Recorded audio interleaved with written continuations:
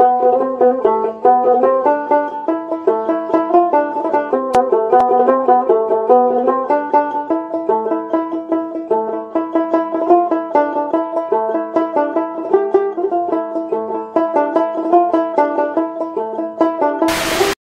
বন্ধুরা, আমাদের চ্যানেলে নতুন একটা ভিডিওতে তোমাদের অনেক অনেক ওয়েলকাম। টাইটেল আর থাম্বনেল থেকে আশা করি বুঝেই গেছো আজকের দিনটা ছিল জন্মাষ্টমীর দিন। জন্মাষ্টমীর দিন নিয়ে অনেক এক্সাইটমেন্ট থাকলেও আজকের দিনটা একটু অন্যরকমভাবেই শুরু হয়েছিল। সে কারণটাও আশা করি তোমাদের আর বলতে হবে না, সবাই কম বেশি জানো। এখানে কিন্তু সকাল সকাল গোপালের স্নান হয়ে গেছে। স্নান করে গোপাল একদম সুন্দরভাবে সেজে বসে পড়েছে জন্মদিনের দিন। গোপালের শৃঙ্গারটা অনেকদিন আগে থেকেই ভাবছিলাম করব, সেটা আর হয়ে উঠছিল না কাজের ব্যস্ততার জন্য। তো আজকে সকালেই স্নান করার পরেই গোপালের শৃঙ্গারটা এখানে আমি করতে বসেছি, 3টে কালার নিয়ে, ব্ল্যাক, রেড আর হোয়াইট। খুব একটা ভালো না পারলেও চেষ্টা করি করার। তোমরা কারা কারা বাড়িতে এরকম গোপালের শৃঙ্গার নিজেরাই করো অবশ্যই কমেন্টে কিন্তু জানিও। এটা আমাদের পিকচারের গোপাল। বহুদিন আগে থেকেই আমাদের মূর্তি গোপাল আসার আগে এই পিকচারের গোপালকেই মা সাজিয়ে ভালো করে জন্মাষ্টমী পালন করত। আমাদের বাড়িতে প্রায় 15-16 বছর ধরে এই জন্মাষ্টমী সেলিব্রেশন হয়। এটা হচ্ছে আজকে গোপালের নতুন জামা। সন্ধেবেলা অভিষেকের পর গোপাল এই জামাটা পরে সুন্দর করে সেজে গুজে বসবে জন্মদিন পালনে। জন্মাষ্টমী মানেই কিন্তু হাজারটা ভোগের আয়োজন। এবারেও সবকিছুই হচ্ছে, তবে একটু কমই, কারণ মনটা সত্যি বলতে সেইভাবে সাই দিচ্ছে না যে সবকিছু ধুমধাম করে পালন করি। তাই কোনো রকমের বাড়িতে সবকিছু অল্প অল্প করেই করা হচ্ছে। সকালে স্নান করে এখানে ভোগের জোগাড় করতে বসে গেছি। আমি ময়দা মাখছিলাম আর এই সাইডে মা কাটছিল 5 রকম ভাজার সবজি, আলু, বেগুন, কাঁচকলা, ভেন্ডি আর সাথে ছিল কুমড়ো। জন্মাষ্টমীর দিন তালের বড়া হবে না তা তো হতেই পারে না, তাই একটা তাল জোগাড় করা হয়েছিল। একটা তালেরই অল্প করে বড়া বানানো হবে। এখানে তালটা মা প্রথমে ছাড়িয়ে নিচ্ছে ভালো করে, তারপর আবার তালের মজাটাও বের করতে হবে।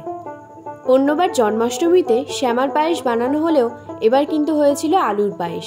আলুর পায়েসের টেস্ট পাওয়ার পর থেকে আর অন্য কোনো পায়েস খেতেই চাইছে না বাড়ির লোকজন, যার জন্য গোপাল ভাইকেও তার জন্মদিনে এবার আলুর পায়েসই করে দেওয়া হলো। জন্মাষ্টমীতে তালের বড়ার বিশেষত্ব থাকার সত্ত্বেও গোপাল ঠাকুরের কিন্তু আর একটা জিনিসও বেশ প্রিয়, সেটা হচ্ছে নারকেল নাড়ু। আমাদের বাড়িতে আগে আগে চিনির নাড়ু, গুড়ের নাড়ু দুটোই হতো, তাই এবারে আমরা অত আর না বাড়িয়ে শুধু চিনির নাড়ুটাই বানিয়েছিলাম। তালের পাল্প কিন্তু একেবারে রেডি তালের বড়া হওয়ার জন্য। তালের বড়া ছাড়াও জন্মাষ্টমীতে তাল ক্ষীর, তালের লুচি, তালের মালপোয়া সব কিছুই কিন্তু গোপালকে ভোগ নিবেদন করা যায়।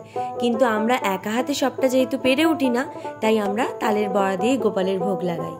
দেখতে দেখতে অনেকটা কাজও এগিয়ে গেছে, অনেকগুলো ভোগও কিন্তু আমাদের রান্না করা হয়ে গেছে। দুপুরে আমরা সেভাবে কেউই কিছু খাচ্ছি না, মা তো পুরো নির্জলা আছে, আর আমি, সিনা আর আমার ঠাম্মা আমরা 3জন একটু মিছরির জল খেয়েছি। সন্ধ্যের পরে পুজো হয়ে গেলে তারপরেই আমরা সবাই উপোস ভাঙব।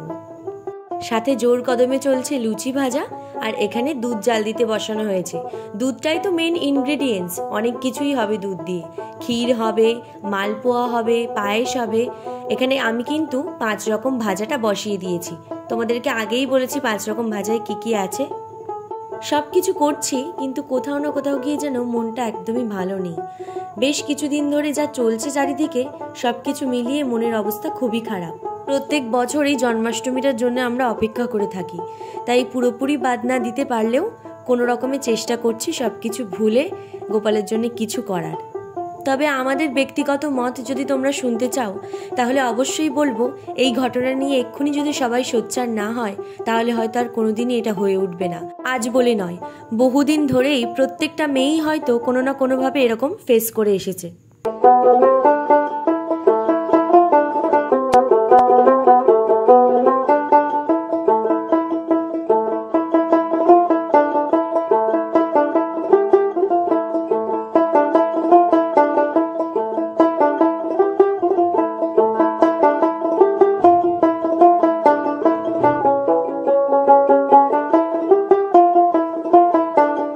ভোগ রান্না কিন্তু সব কিছুই কমপ্লিট। আমরা এখন বেরিয়েছি ঠাকুরের ফল, ফুল আর মিষ্টিটা নিয়ে আসার জন্য।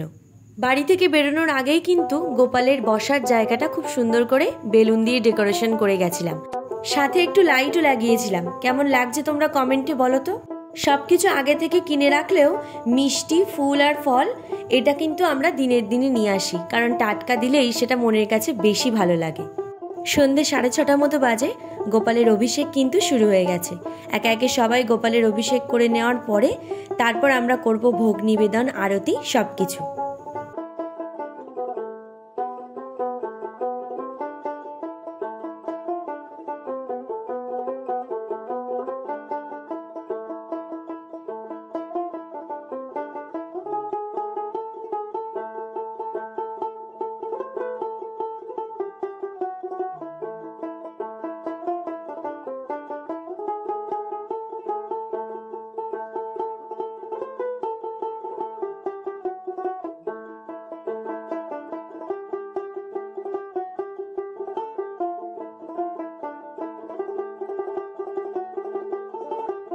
সবার কিন্তু অভিষেক করানো কমপ্লিট। এবার গোপাল সেজে গুজে নিজের আসনে বসবে, তারপর ভোগ পাবে, আরতি হবে, সব শেষে আমরা প্রসাদ পাবো। আর এই ছিল আজকে আমাদের প্রসাদের আয়োজন। কেমন হয়েছে তোমরা অবশ্যই কমেন্ট করে জানিও। আর তোমরা জন্মাষ্টমীতে কি কি ভোগে দিয়েছিলে গোপালকে অবশ্যই আমাদের সাথে শেয়ার করো।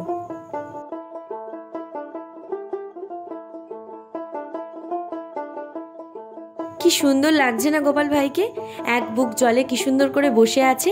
আর এই হলুদ জামাটাই কিন্তু আমরা জন্মাষ্টমীর জন্য সিলেক্ট করেছিলাম। শুনেছি জন্মাষ্টমীতে নাকি হলুদ পরাতে হয়, তাই আমরাও হলুদ রঙের জামাটাই নিয়ে এসেছিলাম বাজার থেকে।